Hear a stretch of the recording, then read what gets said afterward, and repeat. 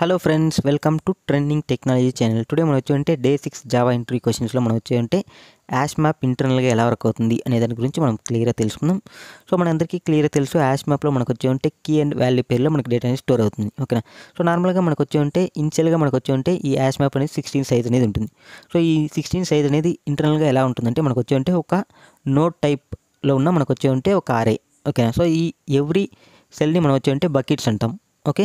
So ఎప్పుడైతే మనం వచ్చి యాష్ మ్యాప్లోకి మనకు డేటా అనేది యాడ్ చేస్తామో మనకు వచ్చి మనకి యాష్ అనేది క్యాలిక్యులేట్ అనేది అవుతుంది. సో ఇక్కడ మనకు వచ్చి యాష్ కోడ్ మెథడ్ యూస్ చేసుకుని మనకు వచ్చి యాషింగ్ అనేది క్యాలిక్యులేట్ చేసుకుంటుంది. ఎలా అంటే ఇప్పుడు మనకి సైజ్, ఓకేనా. సో మనకి యాష్ మ్యాప్ సైజ్ ఎంత, మనకి 16 ఇనిషియల్గా. సో ఇప్పుడు మనకి ఎలా ఈ యాషింగ్ అనేది మనకి క్యాలిక్యులేట్ అవుతుందంటే మనకి 0 to 15 నెంబర్తో మనకి జనరేట్ అనేది అవుతుంది. సో ఈ యాషింగ్ అనేది జనరేట్ అయినప్పుడు మనకు వచ్చి ఈ కీస్ అనేది మనకు వచ్చి అంటే మన కీ అండ్ వాల్యూస్ అనేది మనకు వచ్చి ఆ పర్టికులర్ అరే బకెట్లో మనకు పోయి స్టోర్ అనేది అవుతుంది. ఓకేనా.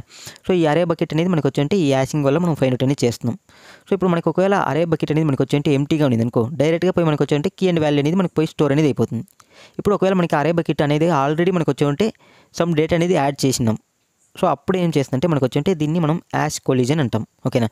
సో ఇప్పుడు యాష్ కొలిజన్ ఎక్కర్ అయినప్పుడు మనకు వచ్చి ఇంటర్నల్గా మనకు వచ్చి లింక్డ్ లిస్ట్ అనేది జనరేట్ అవుతుంది. ఓకేనా. ఆర్ మనకు వచ్చి జావా 8లో మనకు వచ్చి ట్రీస్ అనేది వచ్చింది. సో దానికి సమ్ రూల్స్ అనేవి ఉన్నాయి. బేస్డ్ ఆన్ మనకు వచ్చి లింక్డ్ లిస్ట్ ఆర్ ట్రీ అనేది జనరేట్ చేస్తుంది. ఓకేనా.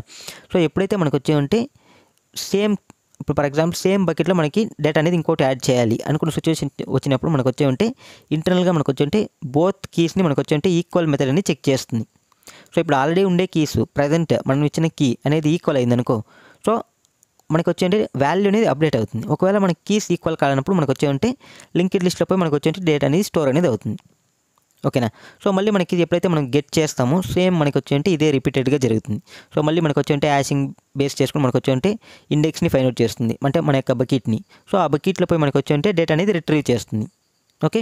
సో ఇది నార్మల్గా మనకి ఎప్పుడైతే మనకు వచ్చి ఒకవేళ సేమ్ యాష్ కోడ్స్ అనేది మనకి జనరేట్ అవుతున్నప్పుడు మనకు వచ్చి సేమ్ బకెట్లో పోయి స్టోర్ అవుతుంది.